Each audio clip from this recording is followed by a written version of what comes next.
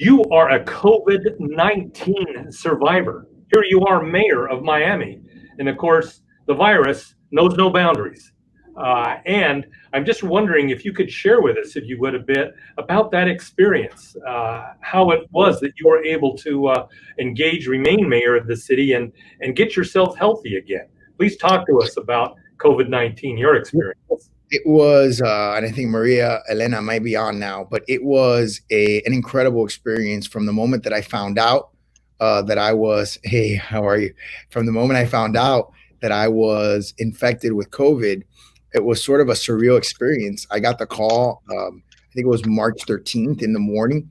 And the doctor said, I was trying to reach you last night just to let you know that you're positive. And I was shocked. I mean, everybody who had tested with me that day was negative. And, I know I had been with a delegation of foreign, members of this foreign delegation for 2 days and a couple of hours. And, and there were apparently several people that got infected in that delegation, but I had no expectation. I was completely asymptomatic. And so I had to immediately, of course, go into quarantine.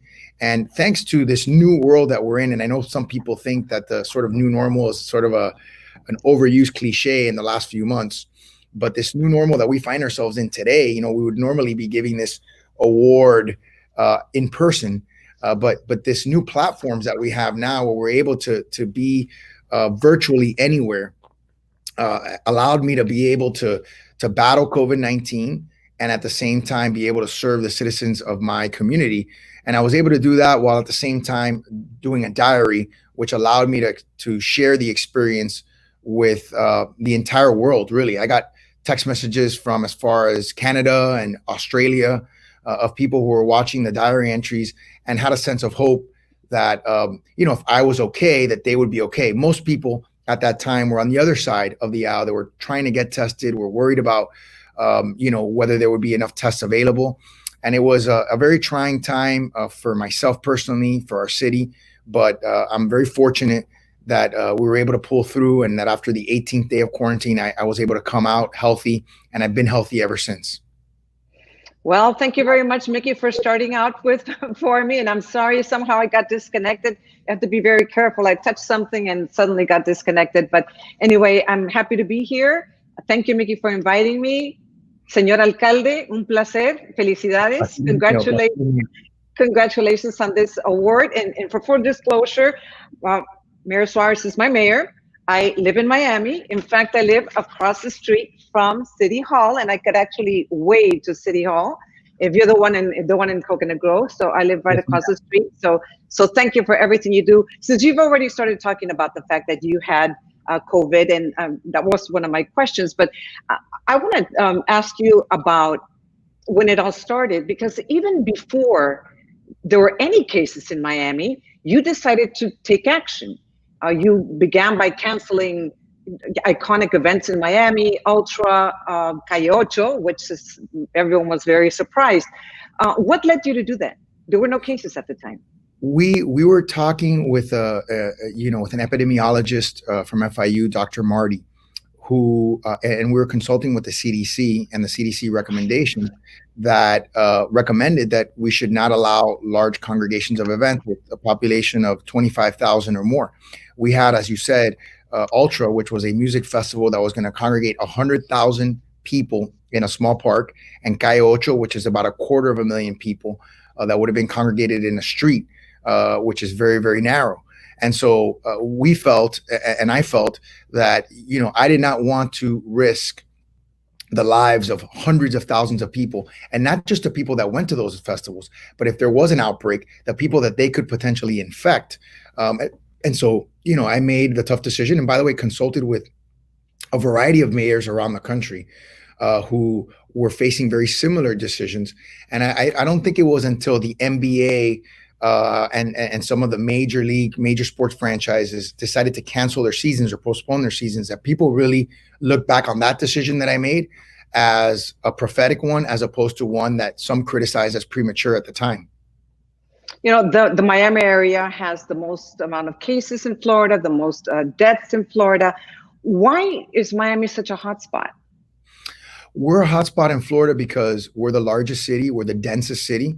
And so it just sort of by the numbers, you would expect that we would have the most cases, but we have been extremely, proactive, not just in canceling the large events, but we were, I think, the second city that implemented a stay-at-home order. I was actually battling with my city attorney for about a week trying to get it implemented earlier. We would have been the first city.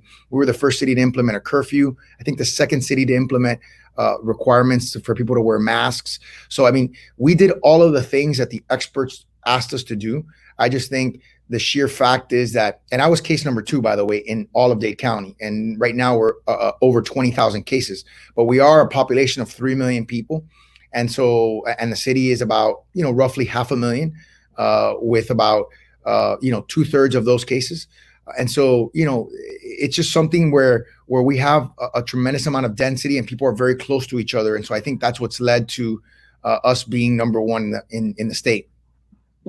I understand from, according to my daughter, that you donated plasma because you had the antibodies. That plasma ended up saving the life of one of her friends' father, and that's why I know you did. Talk about leading by example.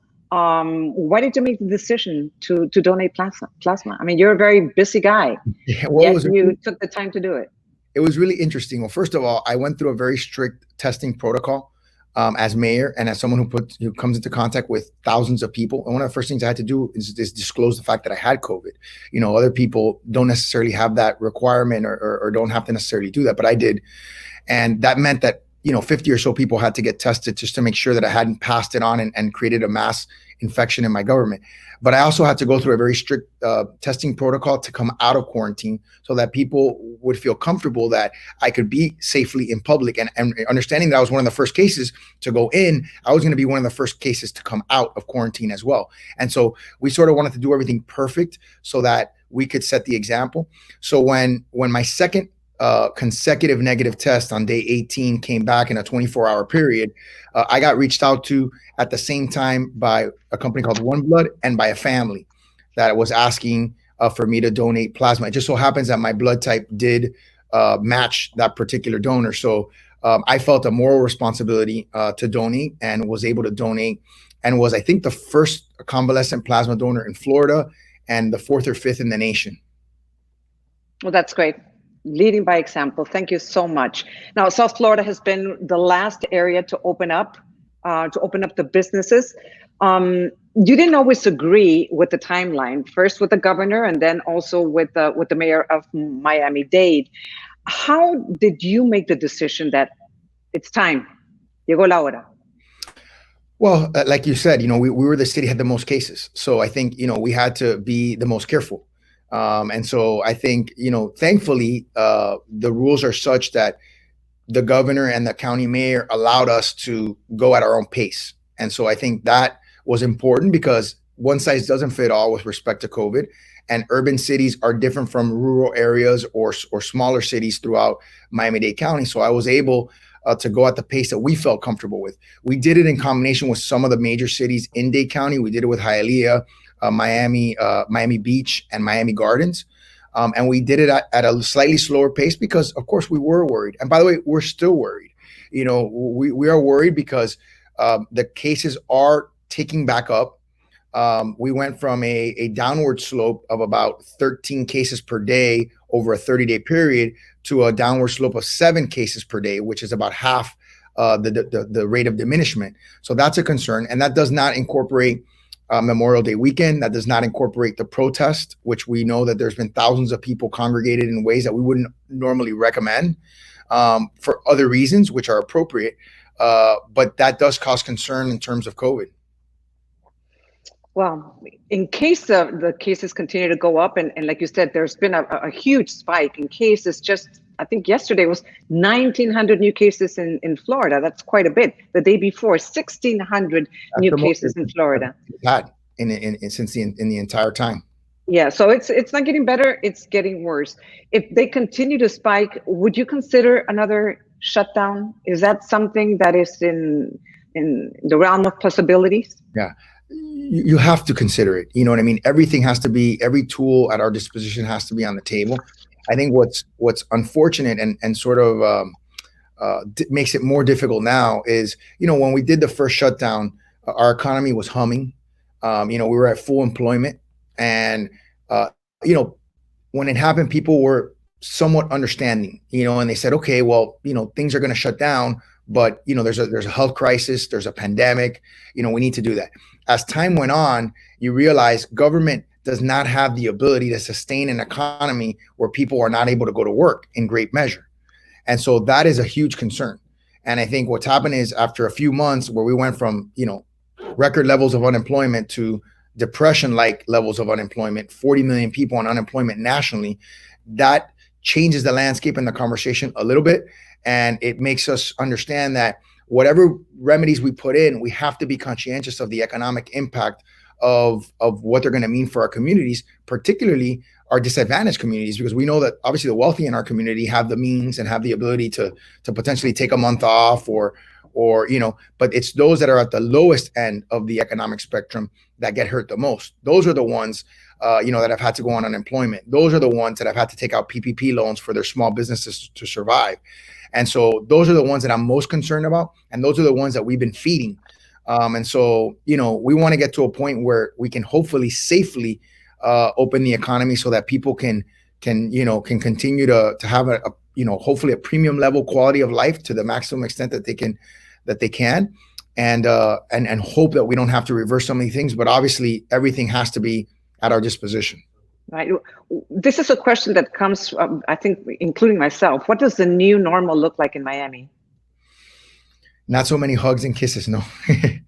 I think. I know. I've been thinking about that because people say you shouldn't shake hands. What happens to the Latinos that we don't shake hands? We hug and we kiss, and I mean, our culture is going to be very hurt by this. I think for now the new normal is definitely people wearing masks. When they're indoors. I think the new normal is sort of the elbow bump as opposed to the handshaking. Obviously, we have to continue to wash our hands. Hygiene has to be a priority. My wife, I'm not going to give you all the things that she makes me do when I get home, but it's an extensive protocol of disinfecting myself. Even though I had COVID, there's always the fear that, that somehow I could, be a transmitter to members of my family. Thankfully, none of them got sick when I did. But there's a lot of fear, there's a lot of uncertainty, and so we're trying to day in and day out do the very, very best that we can. Thank you very much, Mayor Suarez. Let's move on to the next subject, which I think is very, very, very important. We've seen protests all over the country, all over the world for that matter, after the murder of George Floyd, including Miami. There was some violence in Miami in the first few days, but minimal. What do you attribute that to? So many things. I think we've become a model, national model. I think there's so many things. I mean, there's so many things that I can detail. First, we were very restrained as a police department.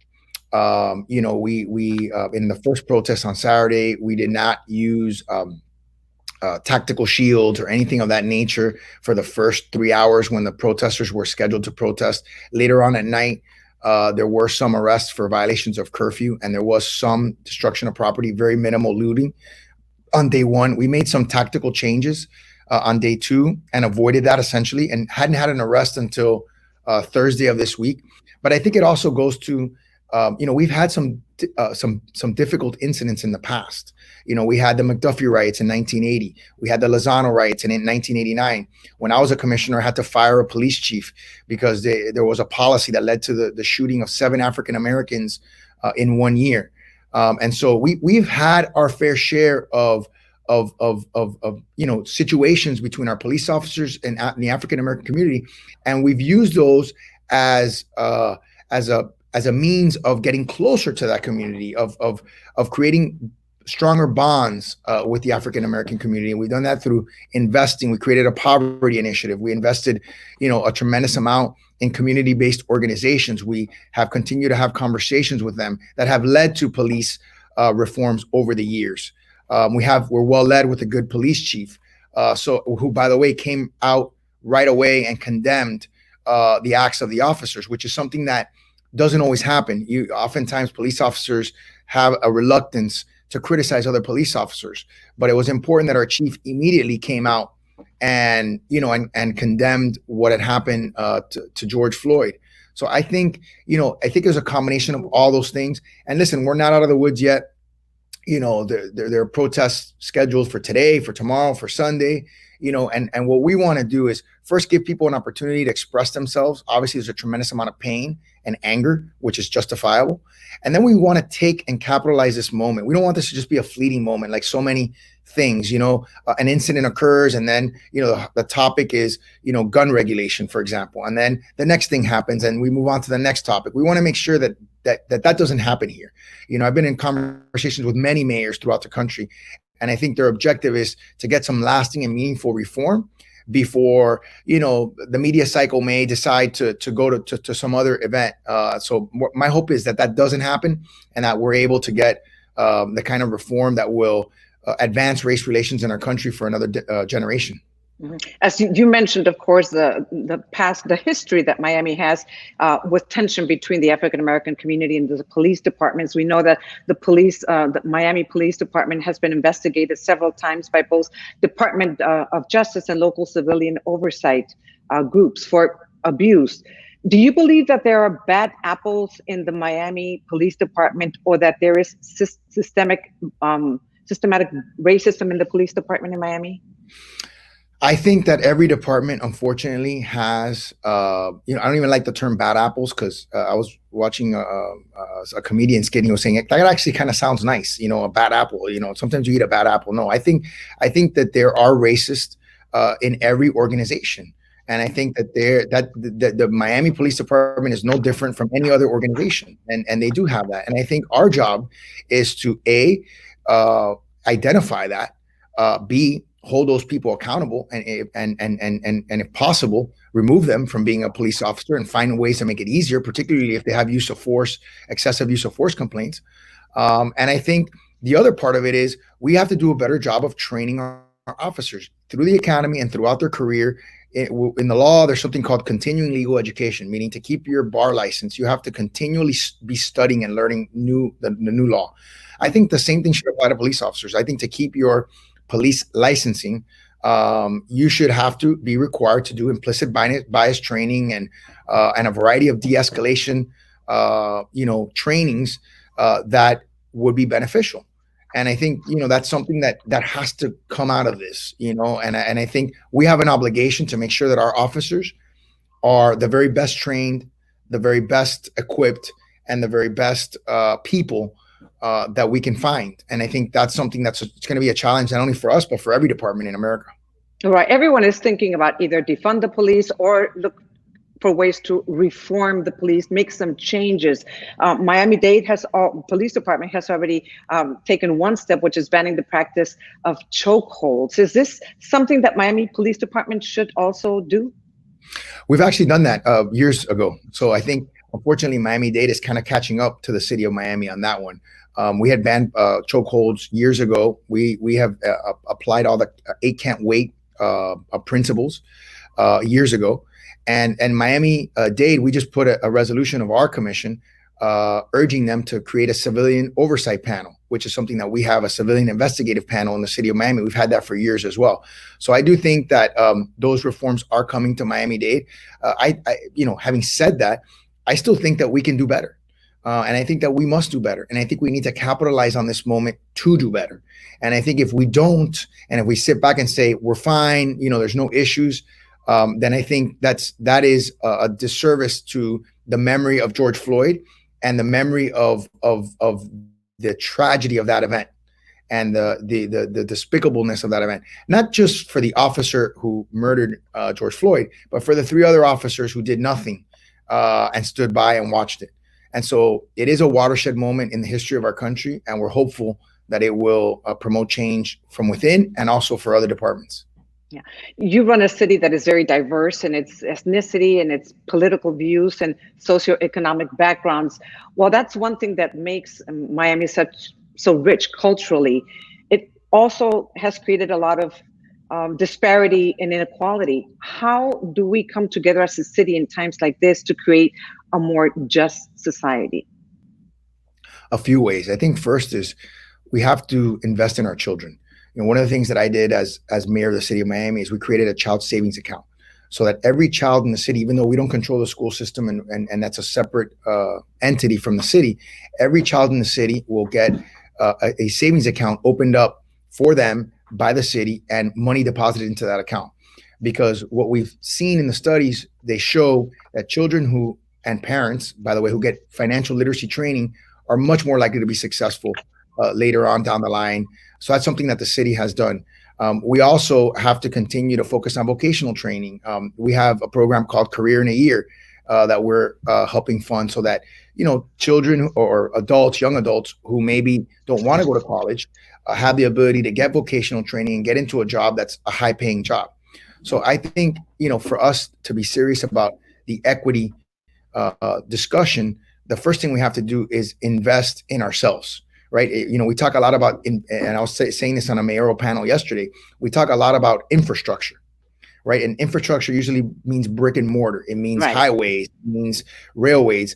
But I was telling the mayors yesterday is our biggest infrastructure, our most important infrastructure is ourselves, is our people, right? And so we need to be investing in ourselves. And if we are, and if we do, and that's a little bit of the defund, I think a little bit of the defund conversation is about, we're not devoting enough resources to our people, you know what I mean? To whether it's mental health, whether it's social issues, whether it's education, you know what I mean? Those are areas that have been traditionally underfunded.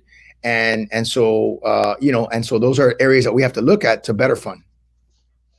I have so many more questions, but not enough time for all of them. Let me just end with this, which is the question that I was originally going to start with. You could say that you have, politics in your blood, like you mentioned before. Your father was a mayor. I imagine you grew up in the office that you now hold, that you now occupy. And in spite of your young age, you've been in politics for a long time. Did the previous experiences prepare you for the challenges that you're facing today as the mayor of Miami? I think the answer is no doubt that it did. I can tell you when I was 12 years old, it was 1989, and I saw my dad walk through the riots right before a Super Bowl that was in Miami. And I remember it very vividly. I remember the fear of my dad leaving the house and not being sure whether he would come back. And that was a very real fear to a 12-year-old at the time. And so those are things, and I saw his bravery, his courage, his connection to the city in a way that, I got to peek behind the curtain and see it. And so I think that, he sent me a text message the other day when we were in the midst of this. He said, there's nobody that can be better prepared to lead our city during this crisis than you, because I've lived it. And so, I'm very fortunate. I have a wonderful support system. My wife, my two children, my parents, my sisters, their husbands. I'm very, very lucky to have the kind of support that I have. And it's frankly what allows me in many ways to be successful is knowing that I have so many people that I can rely on, friends and family and staff that are amazing, and elected officials who have been supportive of me, that are from both parties, and from my own council. In times like this, the more support you have, the more you have the ability to be yourself and to be confident in who you are, and in terms of leading. And listen, every single person who's out there, who's watching this, who is considering leading, I'm going to ask you, I'm going to make a personal plea that you take that plunge. And I know it's hard because, you have people that will criticize you. And on every issue, I've been talking to people today, and on every issue, there's two sides of it. And they want to push you to one side and pick a side. And really the reality is that you should only be on the side of your residents. And that's the side you have to be on, and everything else will work itself out. Thank you very much. I wish I could spend a little more time chatting with you and learning about you and talking that's right? Coming to telling people all the wonderful things that you have done, like give your phone number away so that the protesters could text you and ask you questions and tell you their concerns. That's just one of the many things that you do as the mayor of Miami. Thank you very much. Felicidades, un reconocimiento muy, muy merecido.